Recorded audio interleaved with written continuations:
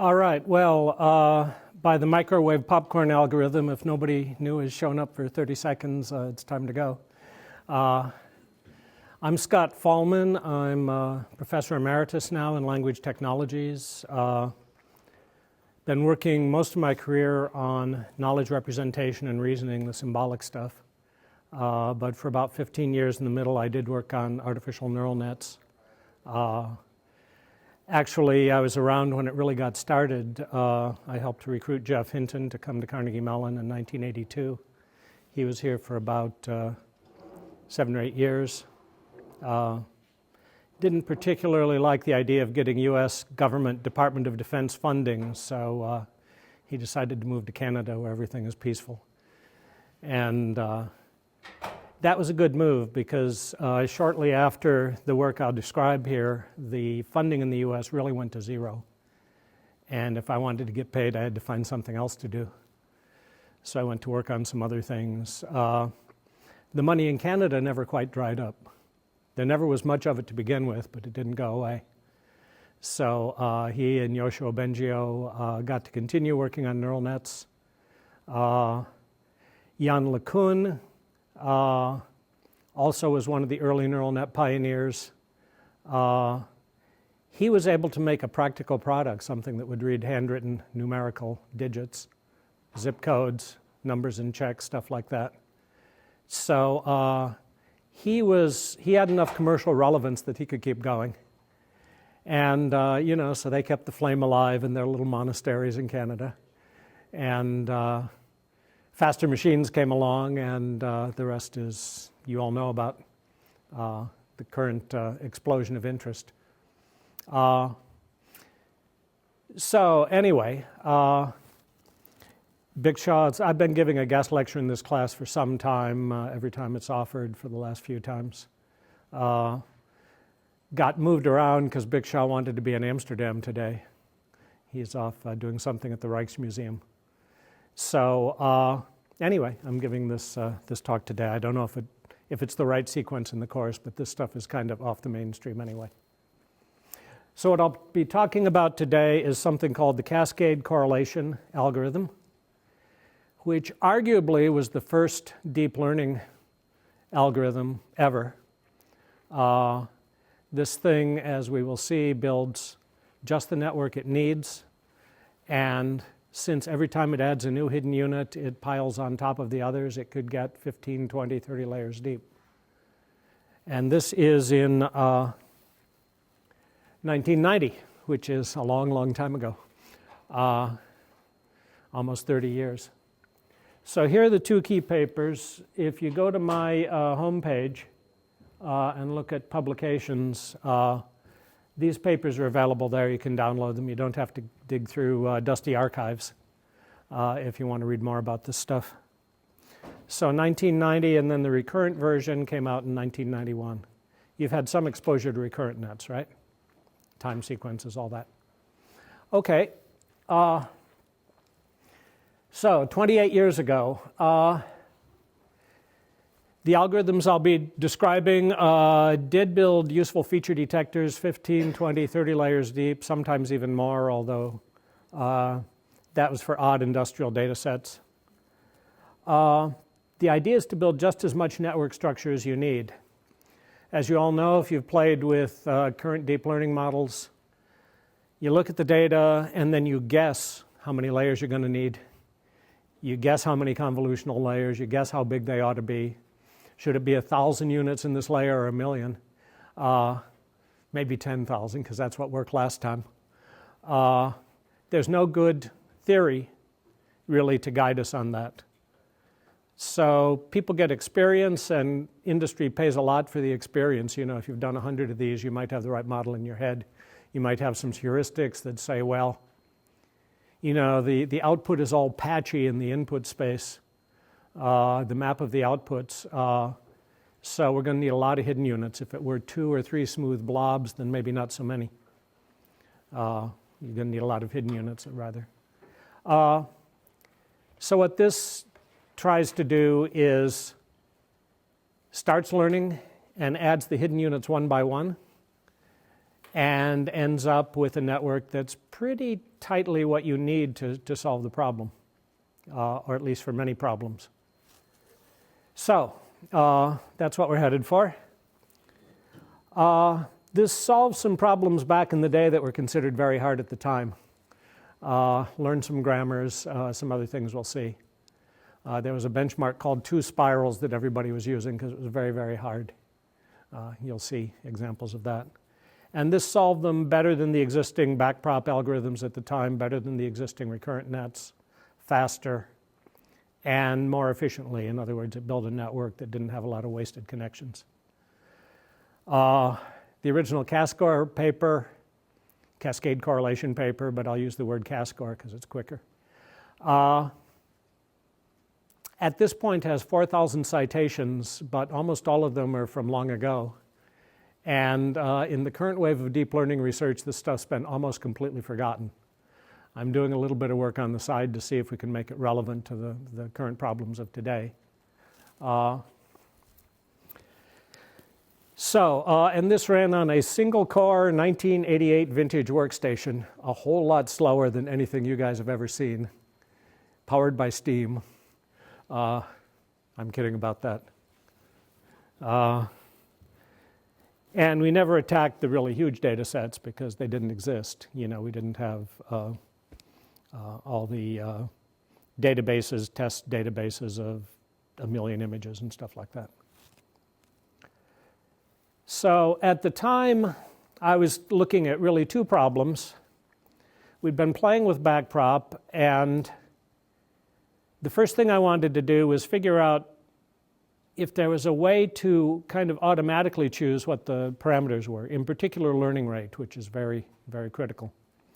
And people were guessing. They were using what worked last time. Once they tried it, it might be too fast or too slow.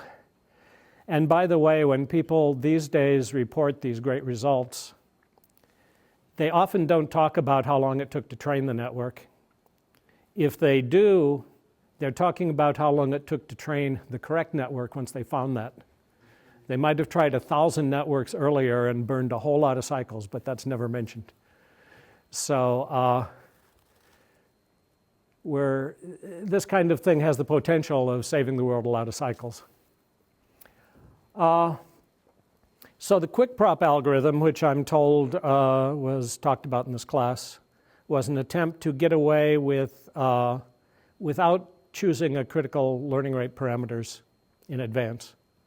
And by the way, you don't necessarily want the same learning rate for every weight in the network.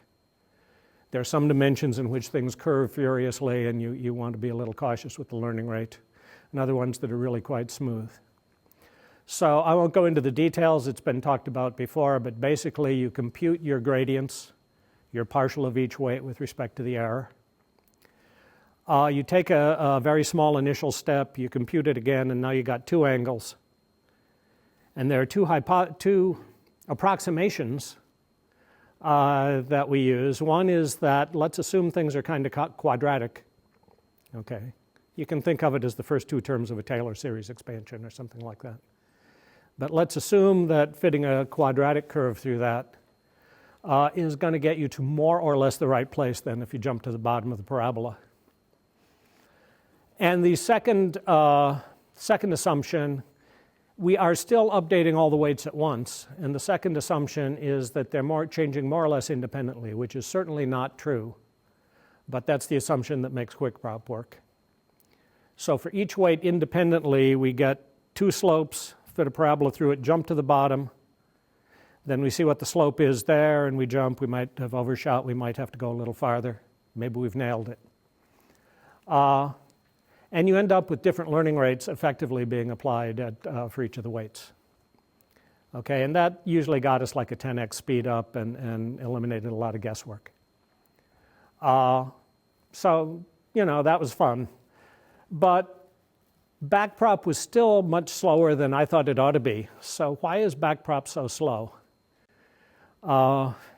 This is where most people would dive into a huge pile of math and maybe surface. But I'm not that good at math, so I was trying just to visualize what's going on inside the net. And I thought there are 2 things going on that are causing the learning rate to be slower than it should be. One is what I call the moving target. So imagine a poor hidden unit sitting there trying to figure out how to adjust its weights to do something useful. I'm personifying these things, which is in some circles a no-no, but that's all right. I don't care. Imagine this poor hidden unit. Everything's changing around it. You're updating all the units at the same time. So instead of having an error component that it can spot and say, I'm going to go get that one and go in a straight line and get there and nail it, it's saying, oops, no, it's it's like trying to draw a straight line from point A to point B on the deck of a ship that's being tossed by a hurricane. Okay, so that's not too good. And there's an even worse problem. Suppose you've got a fairly simple problem, and what it really needs is inputs, a single hidden layer with 10 units, and outputs. Okay? Why do you need 10 units? Because there are 10 different jobs to do. Okay? You might give it more units, and then there'll be some redundancy or some waste or something. But you need to get 10 units doing distinct different jobs in order to deal with all the error. So how are we going to do that? There's no central authority saying, all right, I see what the error looks like. You go here, you go there, you go over there. There's not even communication between the units saying, I've got this, everybody else stay away. Okay, I guess there could be, but I didn't go in that direction. So the idea I had was that, and what happens if they're all scrambling around? You know about principal component analysis, right? The error has components. And what's obvious to most of the units is that there's a single component that's the biggest. Hey, let's go get that one. My job is to go get that one. Well, they all see the same component and they all go thundering off there. Somebody gets there and that component vanishes. It's being dealt with now. So what happened? Okay, we were headed this way, but now that's gone away. There's another component of the error over there. Let's go get that one now. And they all go thundering off in that direction, including the guy who got the first thing, so he's now stepped away from where he ought to be. Oops, now this is back. Okay, and meantime, you start out with these units with random initializations, different random initializations, so they're scattered around in the space. But the more they travel around, the more the herd tightens up. I built some little displays so I could see what was going on. And the initial variation was just shrinking away to practically nothing. There'd be a few units who got lost off in the woods, but most of the units are kind of stuck in an ever-tightening blob. And they're all trying to do the same job. Yeah? Is it across layers, or are they all? Well, I'm talking about a single layer, but it generalizes to multiple layers. Yeah, within each layer, there's a certain number of jobs that need to be done, and they're not getting done. They're all competing for the same error components. So that's what's going on. It's like musical chairs, if you've ever played that game. Somebody gets the chair. The only difference is that whoever gets a chair then is tempted to go leave and do something else. So it's very chaotic, very inefficient, and that's what you see in any of the nets you're building now, any of the deep learning nets. This herd effect takes place. You can try reinitializing. You can try a lot of things to bust up the herd. You can try putting repulsion from one unit to another. But what occurred to me was maybe a good way to proceed is to add one hidden unit at a time. That hidden unit sees what the deal is, sees where the error is, goes and gets it, and then we nail him to the ground. Don't go anywhere. Okay. And then if we need another unit, we add another unit. So that was the key idea. Now I guess is this bright enough for you guys to see? All right, so this is the initial thing. There's no hidden units. This is a net with 3 inputs, 2 outputs. Okay, call these sigmoid activation functions. Could be Gaussians, could be something else. Some kind of nonlinear activation function. And these are weights that are adjustable.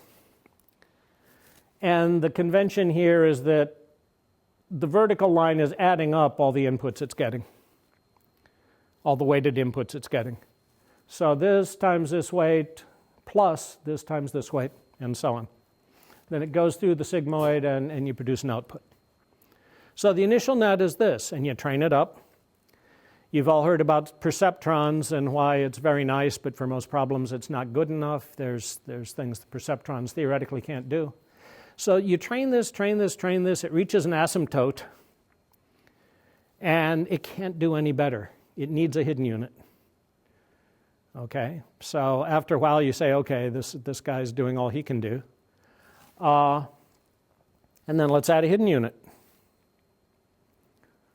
So somehow, and I'll come back to how, we train this up to do something useful. Freeze the weights, add it to the network, and now he's contributing also, and you retrain the output weights.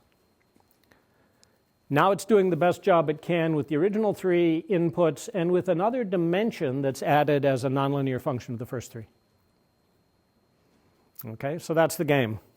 And by the way, then you add a second. It reaches a plateau. We still have residual error we'd like to fix.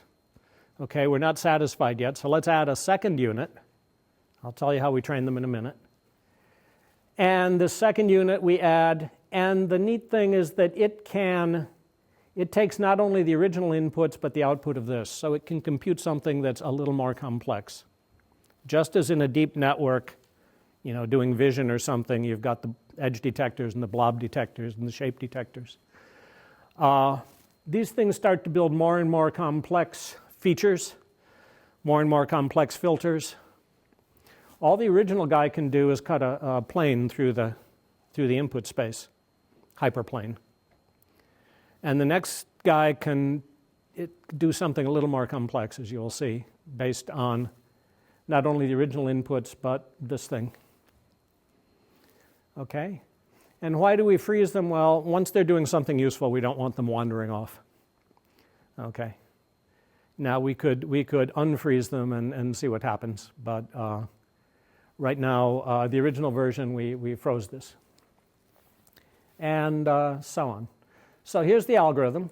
We start with direct input-output connections, no hidden units. Train it up. I use quick prop to train it up. The output training is pretty easy. It's just a perceptron. There's no hidden units in what it's seeing. There's no vanishing gradients, none of that kind of stuff. Okay?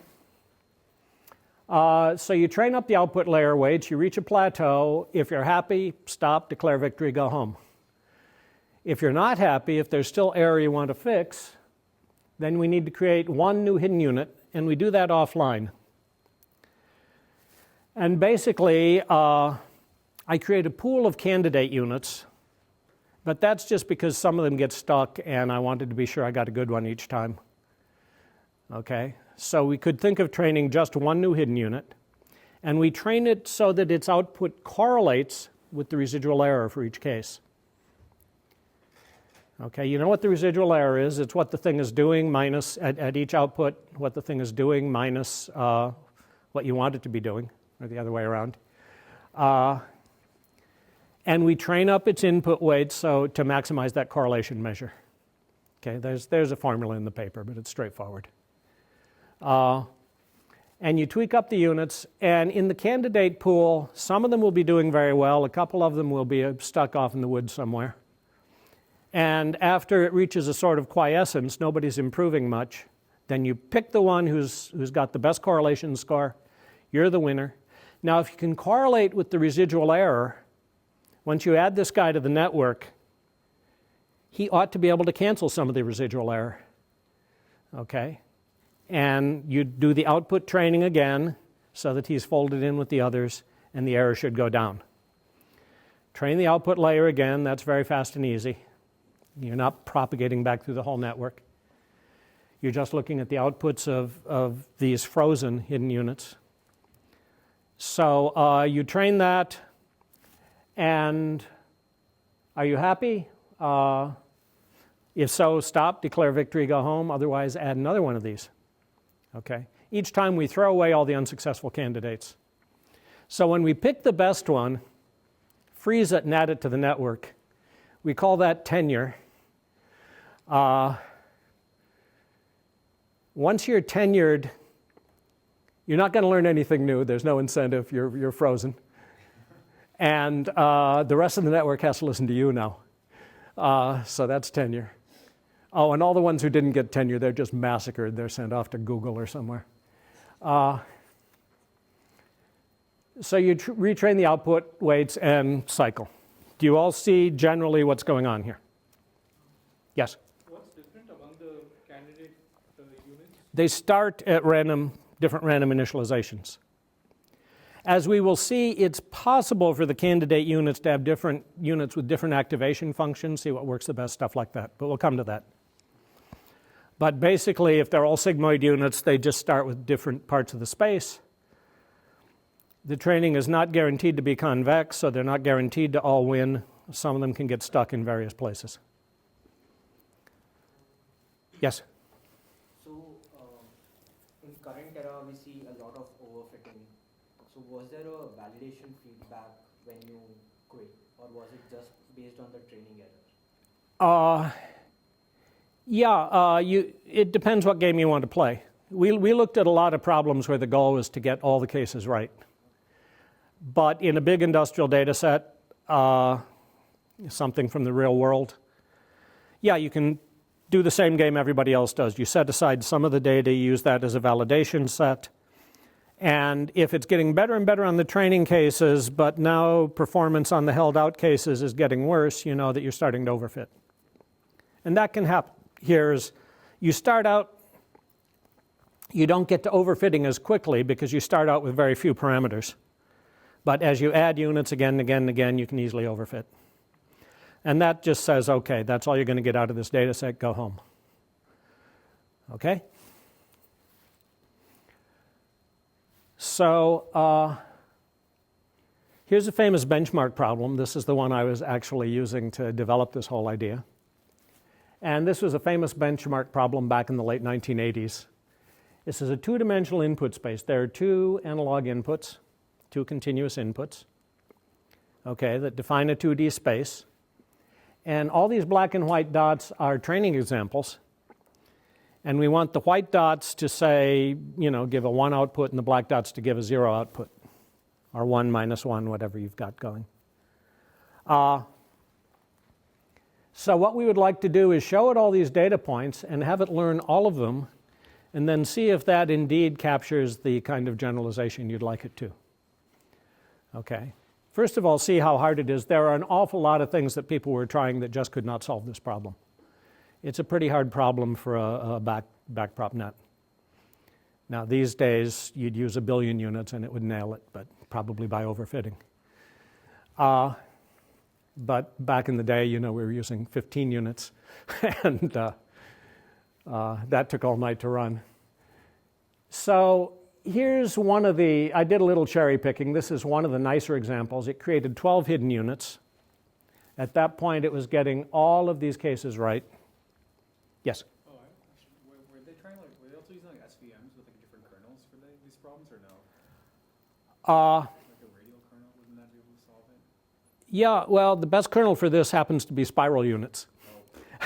Second, Gaussian units, I think, would do a lot better on this problem than, but I was just using sigmoids. Okay, the point was to see what the architecture could do and not if I could find the ideal hidden unit. Now, later on, as I said, in the candidate pool, you could have some Gaussian units. You could have some units even that are trained networks that were trained on something else, and you treat that whole thing as a unit. There are a lot of things we can put in there. But these are all just sigmoid units. And you end up with something that pretty much is what you'd like to see. There's some little glitches and spurs and things. Okay, but given that this was very hard for anyone else to do at all with the kinds of networks we were using back in the day, I was quite happy to see this come out. And one of the cool things about this is you can see what each unit is doing.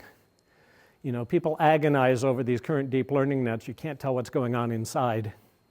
Well, here's what's going on inside of this. Oh, well, here's first of all, turns out if you train that candidate pool longer, you can get down to like 11. But these are the values I got at the time. So it was around 14, 15 median. Some of the best units were 12, and those created the nicest looking output patterns.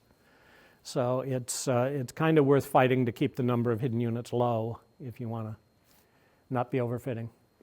Standard backprop, a network with 3 hidden layers, 5 hidden units in each. I told you this is a long time ago. We had weak little computers. Your laptop would be a supercomputer back in 1990. In fact, it would be better than the best supercomputer on the planet. Well,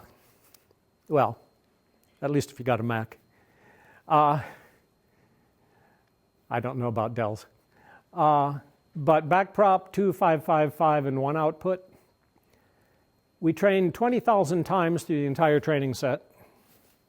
And how do you measure time required for training? You could use clock on the wall time, but only if everybody has the same machine and the same setup. So what I was doing is counting link crossings. In other words, every time you cross a weighted link and do that multiply. Okay, and now as the network grows, you can see that each epoch is costing you a little bit more because there are more weights being trained. Okay. But with standard backprop net, 1.1 billion link crossings to solve this. That was over a few runs. With QuickProp, it was faster. It was 8,000 epochs and less than half the link crossings. Okay.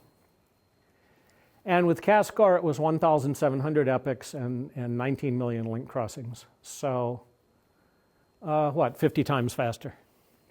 A little more than 50 times faster. And it got it every time. Now, I said you could look inside and see what's going on. So this is kind of cool. No hidden units first. So in each pair here, this is the output with 0 hidden units, and then this is what the first hidden unit is doing. This is its output in the 2D input space. Okay, so initially what's it doing? It's saying, well, you know, all we can do is train the output. There's one sigmoid unit. All we can do is train it to decay gradually, and that will be counted as no opinion. So it's getting a strongly black here and a strongly white here, and that's about the best you can do with a perceptron on this problem. It's doing better than chance.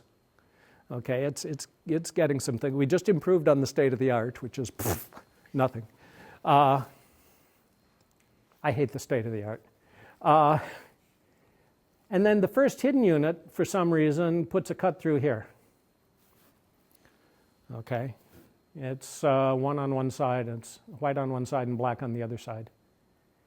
And then when we train the outputs based on the original inputs plus the first hidden unit, so now it's looking at 3 things, 2 inputs and the hidden unit.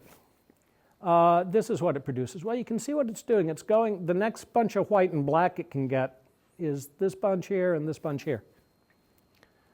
Okay, and now that improves its score a lot because those are, that's a bunch of whites and a bunch of blacks you're getting right. Okay, and the second time, the second hidden unit we create, because it can look at the inputs plus this, it can make a little funny thing like that instead of just putting a plane through. So that's what it comes up with. And you put that into the network, and now it's getting more complicated. So it's getting some patches here, and so on. Okay? But the cool thing is that it keeps adding hidden units. Look what it's doing. Look what those hidden units are doing. It's creating this hook. It's creating a spiral composite set of units behaving as a spiral unit. Okay? And this is still pretty messy looking, but it's improving its score each time. Then when you get, so that's up to 6 hidden units. This is the output with 5 hidden units actually, and then this is the 6th one. And you can see that the output is starting to get better, but at this point the hidden units are not being quite so systematic and they're kind of grabbing patches. Okay. I wish it were creating gorgeous spirals all the way to the end, but at some point it's being opportunistic and just getting some more cases right. But, and it stays symmetric because it's a very symmetric problem. For each dot here, there's a symmetric dot there of the opposite sex. Okay? So after 11 hidden units, you're getting this. This is the 12th hidden unit, and you get that thing I showed earlier. Okay? So because everything is tight, there's not a huge overcapacity. You're not getting all these smeared out distributed representations that nobody can interpret. You're getting things that you can look at and say, what's this unit doing? Okay, so that's kind of cool. So the advantages, you don't have to guess in advance the size and topology of the network. It can build deep nets with higher order features, which was absolutely unheard of in the day. People could not get past 3 layers. Much faster than backprop or quickprop. On the problems I tried, it was anywhere from 10 to 1,000 times faster. People started sending me industrial data sets.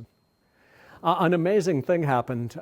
People would send me this industrial data set, and they'd tried it on neural nets with 2 hidden layers and 1,000 units in each. And I'd throw it into Cascor, and it would say, no, we solved it. You don't need hidden units for this. Okay. There's this religion in the neural net land, probably from looking at slides of brain tissue, that everything has to be layers.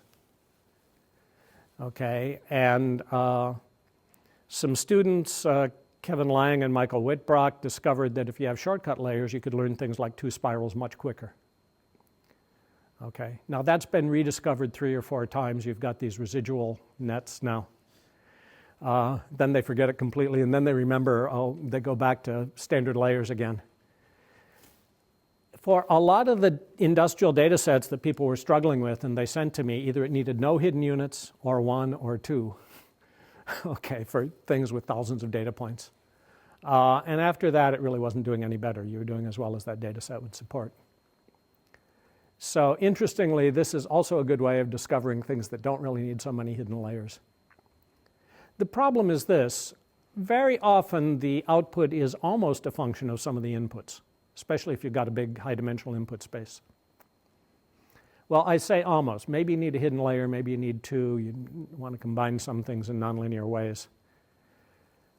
If you have a bunch of hidden layers and no shortcut connections, most of those layers are being trained to be a bad transmission pipeline from the input to the output. Okay, and all it can do is mess up that signal that it's trying to pass from the input to the output, and mixing it with 1 or 2 useful hidden units. So that's what's going on in the standard layered backprop nets without the shortcuts. So anyway, this was much faster on almost all the data sets we tried than backprop or quickprop. We're training just 1 layer of weights at any given time. You're either training the output layer, okay, no hidden units, no backpropagation, just training the output layer. It's like a perceptron. We could conjugate, not conjugate gradient, maximum margin methods had not really been developed yet or popularized. I guess the statisticians knew about them. But when you're training just 1 layer of weights, that could be a support vector machine instead of just the backprop layer that we were using, if you want to maximize the margin. And that's good for squeezing the last little bit of juice out of a data set that's prone to overfitting. It works in general on some smaller training sets, not all the time, but often it can get by with fewer cases being presented. And we'll see some examples in a minute. The old feature detectors are frozen. They're never cannibalized. Once you've created a useful feature, you nail it to the floor, it's not going anywhere. Okay? And that turns out to be very useful if you want to do curriculum learning, if you want to teach it some easy stuff and then some harder stuff. If you've tried doing curriculum learning on standard networks, you'd teach the easy stuff and harder and harder and harder. It's forgotten all the easy stuff at this point. So if you give it a new data set, those units have been cannibalized that were that we're solving the easy cases for you. And this is very good for parallel implementation. I said we had a candidate pool of 8 units. It could be 1,000 units in the candidate pool. They're independent. They could be on 1,000 different machines. They're all seeing the same inputs, training the weights, looking at the same residual error. And you're tweaking the weights, but they're not talking to each other. Okay, nothing is changing, nothing is, so you can run them on 1,000 different processors in your GPU if you've got that. So, some advantages. All right, well, that's fine for combinational problems. Yes? So, I was wondering that when you pick a hidden unit from the pool, how do you decide whether to add it to an existing hidden layer or create a new one? In what I've been talking about so far, we always create the new one. Okay, so after you've added 6 units, it's 6 layers deep. We did, with Shumeet Baluja, I wrote a paper, but there was no money and Shumeet was leaving. And anyway, there is this paper that is written but never published called Sibling Descendant Cascor. So half the units in the pool are making it deeper and half are not looking at the last guy. It's a sibling, but not a descendant of the previous one. And we have a slight bias in favor of choosing the one that doesn't make the network deeper. Because when you go to implement the actual trained network on your iPhone to recognize your eyeball or something, you want a pretty compact network. You don't want it getting deeper for no good reason. So that's, and you could have other variations, like look only at the original inputs, don't look at any of this other stuff. You know, you could do a lot of games like that. So wouldn't it be nice if you could do sequential inputs? Everybody wanted to do the stock market back in the day. That's before it was gyrating wildly based on presidential tweets. So it was possible to think that it might be a time series where the past predicted the future. But looking at a lot of different things. If you want to do that, you've got to have some kind of way of having the previous sample and all the previous samples influence the current one. And at the time, the big thing was what were called Elman nets. Have you talked about those? Just simple recurrent nets. You have inputs and one hidden layer. And the hidden units are looking at the current inputs plus the hidden layer's previous outputs. Okay, so it's stepwise and it's looking one step back at the hidden layer's previous outputs. That was developed by a scientist named Jeff Fahlman, and people were trying that on a lot of different things. So that was the model. A lot of hidden units. They were all recurrent, feeding back into the whole layer, plus the current inputs. And people were trying to do things like speech and so on. So I wanted to see what's the simplest possible extension to original Cascor to handle sequential inputs. You could build something like an Elman net, and what we did was each unit, in addition to all the inputs, the original units and the ones it's looking at now that have been created already, it has a one-step delay, a trainable self-weight, WS, and is feeding back to itself. So that's the simplest possible memory mechanism you could add. And it worked pretty well. You train it just like Cascor units, and then you freeze them. You freeze this weight too. If this weight is strongly positive, this thing wants to stay in the same state it was before. Now, the other units can gang up on it and wrestle it to the ground and say, no, we're going to flip now, and then it stays flipped for a while. So this is like the smallest possible relative of LSTMs. Okay. And by the way, if this is strongly negative, you've got a unit that wants to flip each time unless the other inputs hold it still. Okay? And it all depends on the relative strength of this weight to all of those and all the inputs it's getting. Okay, so you see what we're doing. You see what the game is. We're adding these self-recurrent units. And something people were doing to think about sequential problems is what was called the Reber grammar. And that was just a finite state transition diagram, but it's probabilistic here. When you're here, it could go one of two ways. And you can run this thing and it'll generate strings. Okay? A typical string like, so this is B, T, S, S, X, X, V, P, S, E. Okay, B and E are the beginning and end states, or beginning and end tokens. Okay, so the game is you train it up on these, a whole lot of these strings of different lengths. Okay, and then when you're testing it, you put in some new string and you want it, and the network is supposed to predict what comes next. It lights up one or more outputs depending on what's a possible next state. Okay? And if it does that with absolute reliability, it has in some sense learned this grammar. Now it never has this diagram in its head, right? It's what it does, and that's a way of visualizing the regularity in all these units. How am I doing? So, okay, can we teach it the Reber grammar? State of the art was an Mellon net, fixed topology with recurrent units, and they tried it with 3 hidden units, self-recursing by one cycle. And if you showed it 60,000 distinct strings created by this grammar, once each, they got it. But that's reporting the best run, not the average run. They didn't always get it. They got it at least once. Okay. And nailed the grammar and were making the correct predictions. With 15 hidden units, you only had to show it 20,000 strings. And again, they got it at least once. That's what their paper reported. I don't know how, what fraction of the time it actually learned the task. But they claim that their network could learn this because they got it right at least once. So here's recurrent cascade correlation. We made 128 training strings and just presented them repeatedly. Okay. It learned the task building 2 or 3 hidden units typically.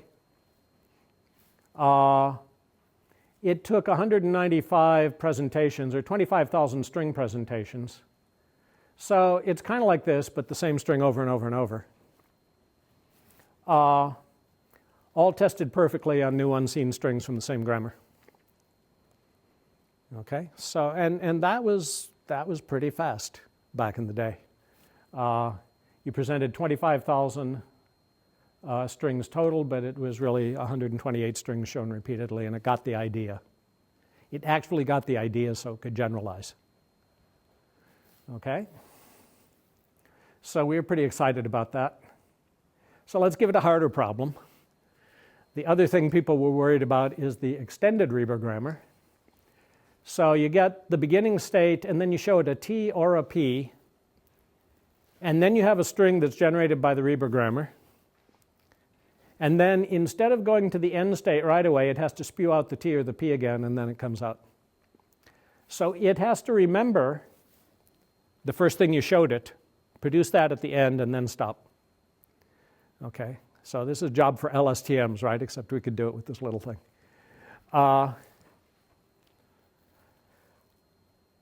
Incidentally, these strings generated by the Reber grammar also had T's and P's. So lots of T's and P's are going by. And how did we do on that? It was much harder. The Mellon net was unable to learn this task even with 250,000 distinct strings and 15 hidden units. Nobody could get this. Okay. Why? We now know there's the vanishing gradient problem. There's all of that stuff as you go back in time. We don't have a vanishing gradient problem. We're always looking at something that correlates with current output. And recurrent cascade correlation, RCC, we gave it a fixed set of 256 training strings like before, but these are the longer strings with the long-term memory. We tested on 256 different strings. We ran it 20 times.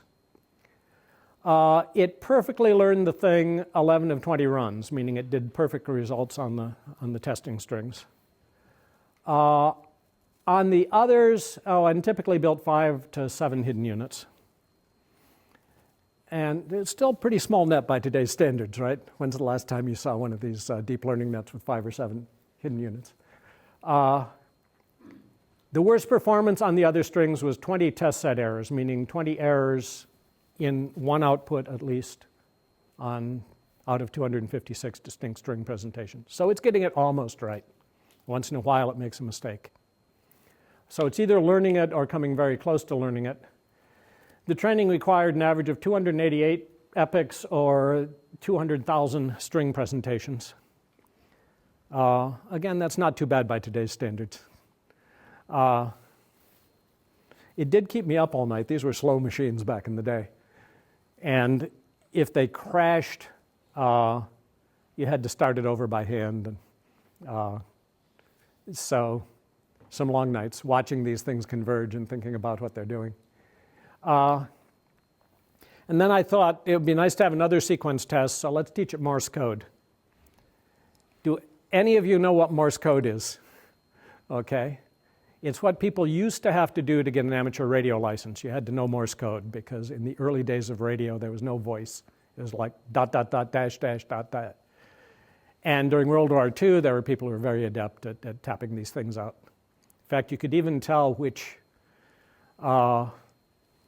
enemy guy was sending the text because they had different hands, so-called. The rhythm in which they tapped was different. But anyway, this is a code with dots and dashes. A dot is a dit, and a dash is duh. Okay, it's 2 or 3 times as long. So how are we going to encode this so we can teach the thing to learn Morse code over the 26 English letters?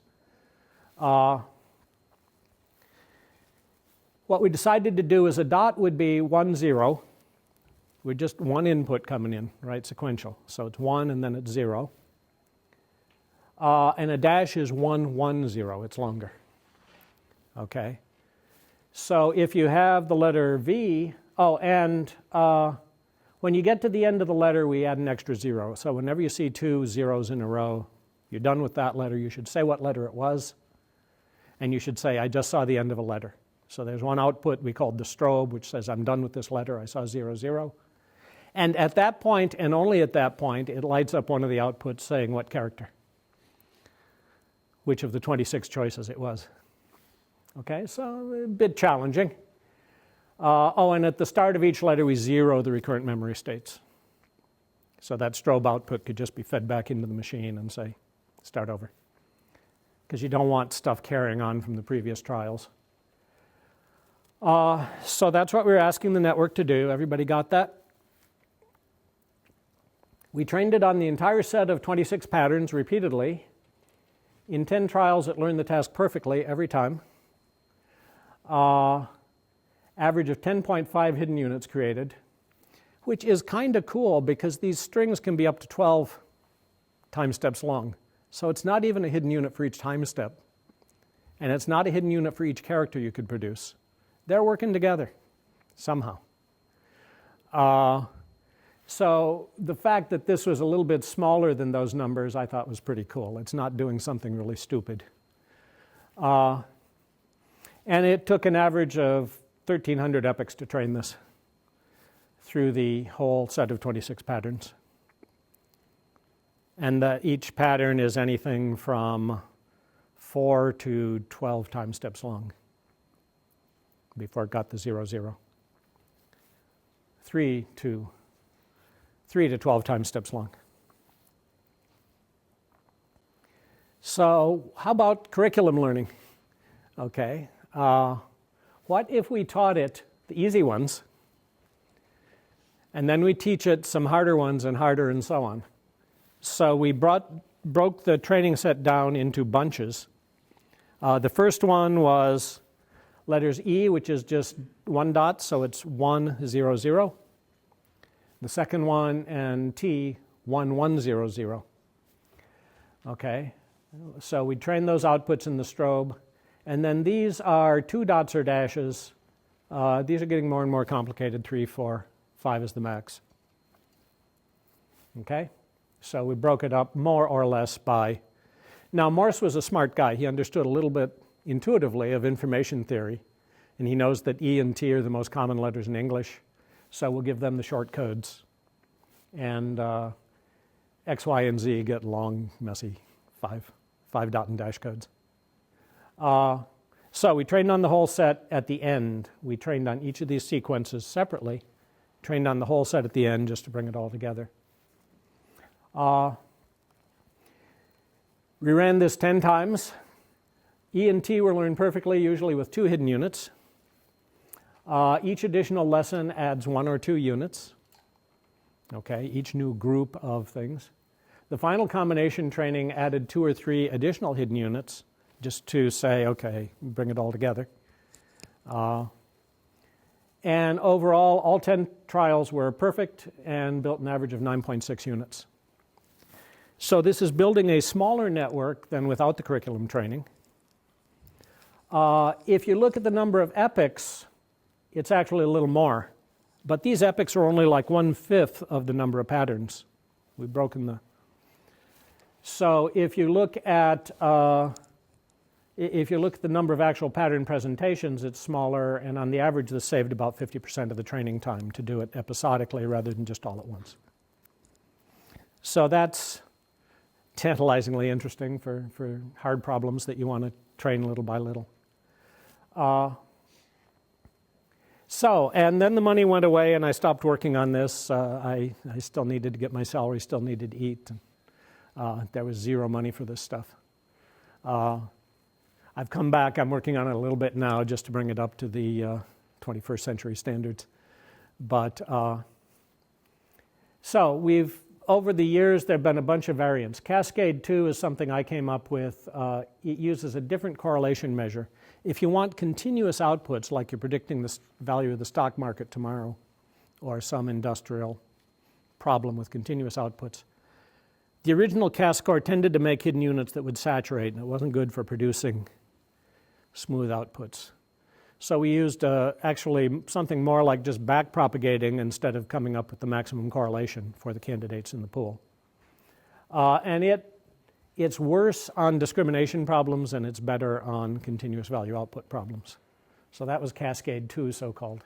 It's just a minor tweak in the way we're training the candidate units in the pool.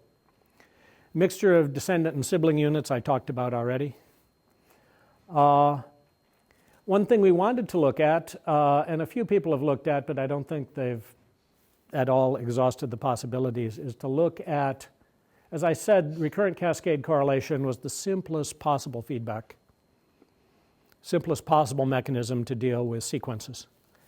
What if you had different delays available in units in the pool? Some are 2, some are 3, some are 7, probably prime numbers of steps. Somebody wrote a paper later on and said, well, the recurrent cascade correlation is not a universal learner of sequences. For example, if you give it no input, it can't learn to produce a 3-state output, 0, 0, 1, 0, 0, 1, because it's only got the 1 unit feedback and it just can't produce something whose period is 3. Okay, it's got to be a multiple of 2. So yeah, we could have a few different delays, a few different delay types. Look at 2 previous values with separate weights. Trainable delays, none of that's been explored very much. So if people are looking for a project, that might be fun. One thing we could do, people say, well, you've trained up this candidate pool, and then why pick one and throw all the others away? Why not take a bunch of them? Well, mostly those guys are redundant. But you can measure which ones are redundant. Do they correlate with each other? And maybe instead of throwing them all away and retraining, it's worthwhile picking a few out if the training was long and difficult. So if you have units in the candidate pool that are doing something and they're not correlating with one another very much, it might be worth adding 2 or 3 or 4 at once, or 100. Because they are finding distinct different features, all of which seem to be useful. And there's something that, there's a fellow named Tom Schultz at McGill who is using Cascor as a model for how children learn. If you're learning things like predicting what's going to happen with the balance beam and if we put extra blocks on this side or that side. Kids go up and kind of reach a plateau, and they're kind of like if you look at a lever, a seesaw, you learn that the longer one goes down, you learn that the one with the more blocks goes down. Okay, this side goes down, this has 2 blocks, this has 1, or this has a big block, this has a little block. But they reach these plateaus, and only later do they come up with another plateau that says, well, you got to look jointly at the weight and how far it is from the fulcrum. Okay, so they kind of saturate on one set of ideas, and then they get a new idea. So he's been, and he's published a bunch of things with Cascor models, modeling how kids seem to be learning. But he had a cute idea, which was take previously learned networks, Cascor networks or any other networks, use those as hidden units. Okay, so you could have a Morse code detector and use that as a hidden unit, and now you're trying to find patterns in symphonies or something. There's, the famous Beethoven fifth that starts dot dot dot da, which is Morse code for V. So if you know Roman numerals and music and Morse code, there's a hidden message there for you. I'm not sure if Beethoven had that in mind. I'm not sure if anyone has asked him about that. So anyway, there's a lot of variants that can be tried. Going over the key ideas again. Build just the structure you need. Don't start with a block of a million units and a billion weights and carve away from that. Build up what you need. Okay? Train, add 1 unit feature detector at a time, then add it and freeze it, and train the network to make some use of it. This eliminates inefficiency due to the moving targets and the herd effect. None of that's happening. So that's completely gone. Freezing allows for lesson plan training or curriculum training, as they're calling it now. Easy stuff and then harder stuff. And don't forget the easy stuff while you're doing the harder stuff. It's very parallelizable. And the idea is that we're training each unit to cancel some residual error in the network. Not the original error, what's left, what hasn't been fixed so far. That's the same idea for you machine learning people as boosting. Sometime before the boosting papers came out, so I invented boosting. But I don't get credit because I didn't prove the convergence theorems. This was doing boosting, but working on the residual error. And the boosting idea is if you have a bunch of imperfect classifiers or imperfect predictors, you can blend them together and it'll do better. And then you can create new ones that work only on the residual error. And there are some nice theorems that were proved by people who are more mathematical than I am. Anyway, I still have some of the old code. It was all written in Common Lisp. I had an undergraduate translated into C, and that's the one that most of the world used. But he's long gone, and I don't speak C very well. So I haven't been maintaining that version, but it exists, and you can look at it. The old Lisp code, I haven't run in a few years, and because I've got some students working on that now, I have to get it working again. In 30 years, even if the language is standardized, there's some drift and some bit rot. Features have been deprecated or improved.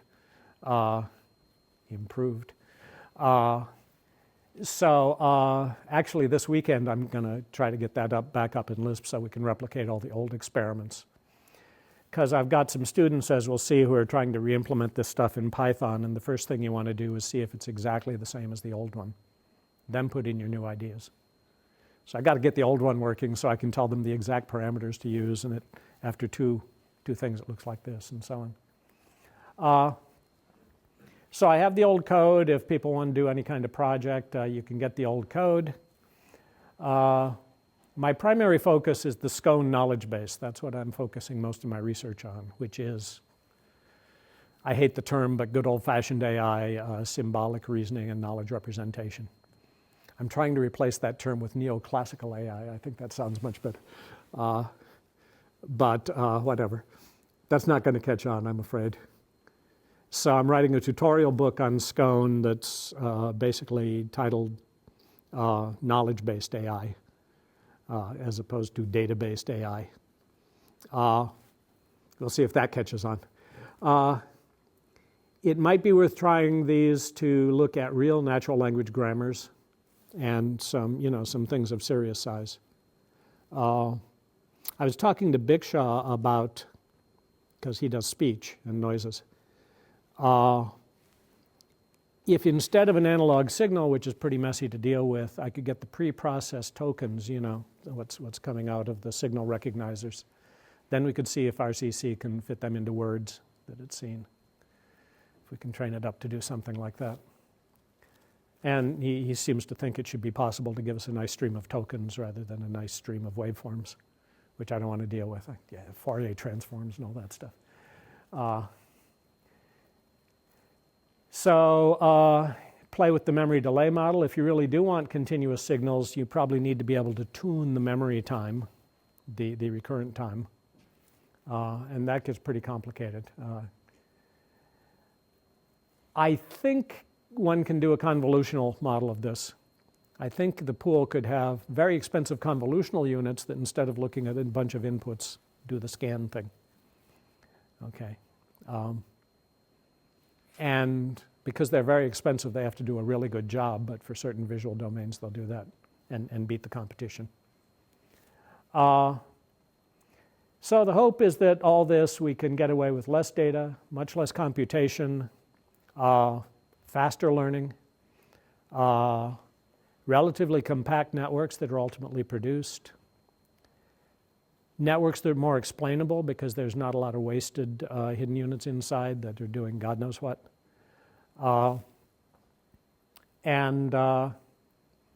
If you can explain it, you can get in there and influence it if you want to look for bias and compensate for that and stuff like that. You can beat up individual hidden units that are doing that. Tell them not to pay attention to certain things, whatever. So it's a big, wide open thing. Kind of got abandoned about 1992 because the money went to zero, and then I went off and ran a research lab and stuff like that. So, and interestingly, even though this is arguably the first deep learning network that actually worked, the current deep learning community is just blissfully unaware of all this stuff. I've got some old friends, who ask me whatever happened to this stuff, and I say, well, you try it, it still works. But they're busy doing their 14-layer convolutional nets with 1 billion units and a room full of GPUs heating up the planet. So anyway, current work, I've got a PhD student, Dean Alderucci, he's a patent lawyer before he came back to grad school. And he wants to look at the language in patents, and he's trying to get this to work on some kinds of parsing problems. The language in patents is unlike actual human language, if you've ever read a patent.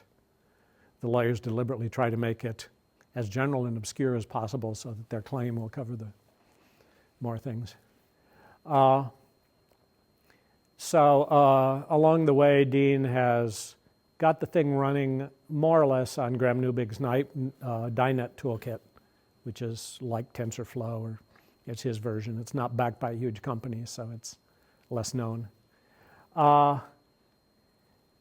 And Dean also did something on word embeddings. Some of you may know word2vec. You look at a lot of words in context, and you're trying to look at the word and predict what before and after. Or you're looking at what came before and after and predict this word in the middle. And the network that does that creates some hidden units that can then be used, people think, as a word vector, and you can compare them and see which words are related because their word vectors are similar. Now, I'm not a big fan of that paradigm because there are some anecdotal things that don't work reliably, like you can take the word vector for king and subtract the word vector for woman and add the word, or subtract the word vector for man and add the word vector for woman, and you're supposed to get queen. That has worked once, at least. But it's not the problem with word vectors is they'll give you some measure of which words appear in a similar context and are therefore kind of related, but it can't tell dogs from cats. Okay, it can't. Dogs and cats appear in many of the same contexts. I'm gonna go home and feed the cat now. I'm gonna go home and feed the dog now. It's petting the dog, petting the cat, all these things.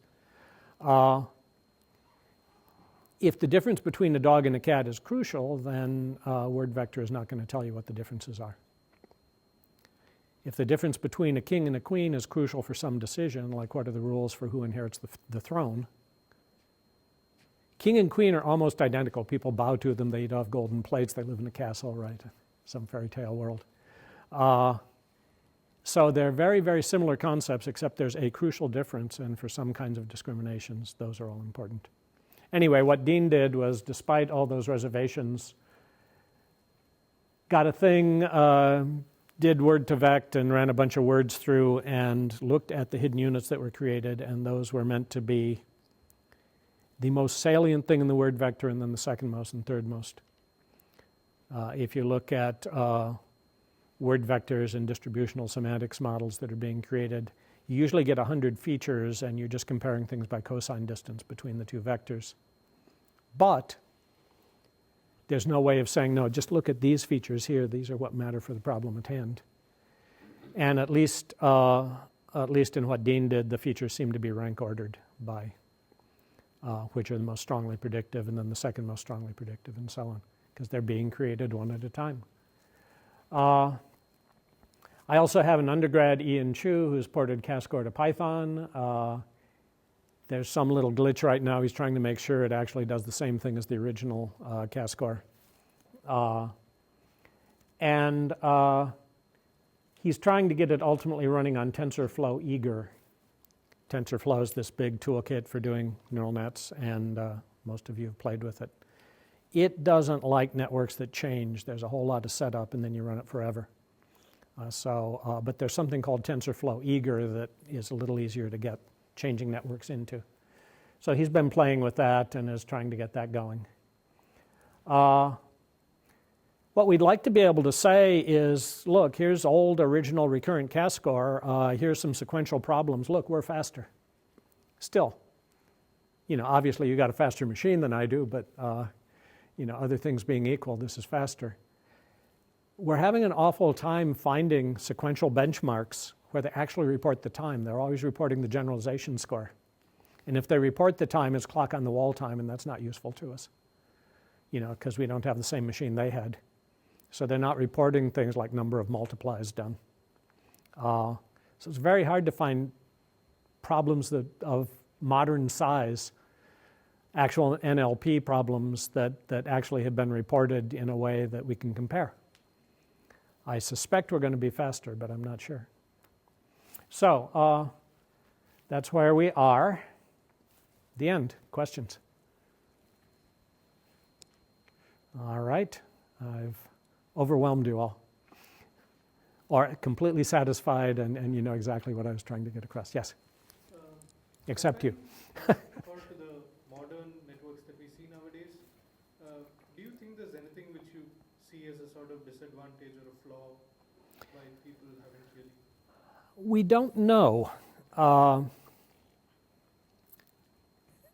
People are guessing what networks will do. We've done nothing like, 4 convolutional layers with downsampling layers, and we've done nothing of that size. So we don't know. We think on a lot of these we may have an advantage. We haven't tried convolutional stuff at all. There are a few different ways we might do that, or we could do some convolutional layers just the old-fashioned way, and then feed that into a Cascor net to do the classification. So we've explored a very, very small part of this space. There